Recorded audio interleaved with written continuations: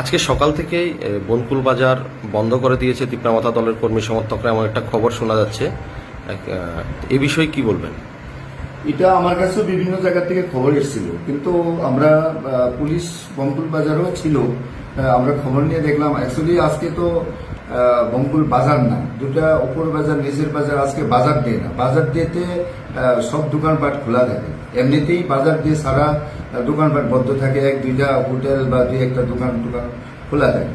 তো ওই সময় কিছু তিপ্রামাতার সাপোর্টার ওই এলাকা দিয়ে বাজার টাজার দিয়ে তারা ঘোরাঘুরি করছিল, ওইখানে তাদের মিটিংও ছিল বলে। তো এগুলির পরে কিছু লোক ডরে বয়ে এমনিতেই দোকান বন্ধ করে দিয়েছে। তো তারপরে আমরা এই খবর পাওয়ার পরে আমরা তিপ্রামাতার যারা নেতৃত্বস্থানীয় লোক তাদের সঙ্গে কথা বললাম যে ঘটনা কি হয়েছে। তো বললো যে না, এমন তো কোনো ঘটনা নেই, আমরা মিটিং করছি যাতে শান্তি শৃঙ্খলা বজায় থাকে। তারপরে তারা এখানে মনোবঙ্কুল নিচের বাজার ইয়েতে পুরান বাজারে একটা মিটিং করেছে। তো আর মনোবঙ্কুল পুরান বাজারের যে সেক্রেটারি, বাজার সেক্রেটারি, উনি আবার তিপ্রামাতার যে ক্যান্ডিডেট, উনি খুব নিজে।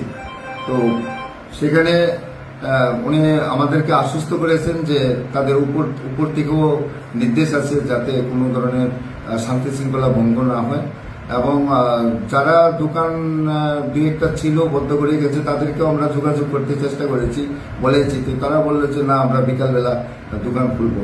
আমাদের পুলিশ সব জায়গাতে মোতায়েন আছে, সেখানে কোনো পুলিশের কোনো কমি নেই। শান্তি শৃঙ্খলা রক্ষা করার জন্য যতটুকু আমাদের করার দরকার আমরা করছি। তো এমন কোনো বড় ধরনের অঘটন তো নেই। তো আশা করি তো স্বাভাবিক হয়ে যাবে, বিকালে দোকানপাট খুলবে, তারা নিজেরই বলেছে। আর বাকি এখানে চাতকছড়িতে যে বিজেপির একটা পার্টি অফিসে আগুন দিয়েছে দুষ্কৃতিকারীরা কালকে রাত্রে, সেখানে আজকে বিজেপি কর্মীরা যাচ্ছে ভিজিট করার জন্য, আমাকে বলেছিল। তো সেখানে আমরা সাফিসিয়েন্ট ফোর্স লাগিয়ে দিয়েছি, তারা গিয়ে ভিজিট করে আসবে, দেখবে। তো এটাই আমরা স্বাভাবিক পরিস্থিতি স্বাভাবিক রাখার জন্য চেষ্টা করছি। আর এমন কোনো অস্বাভাবিকতা এখন পর্যন্ত আমার নজরে আসেনি।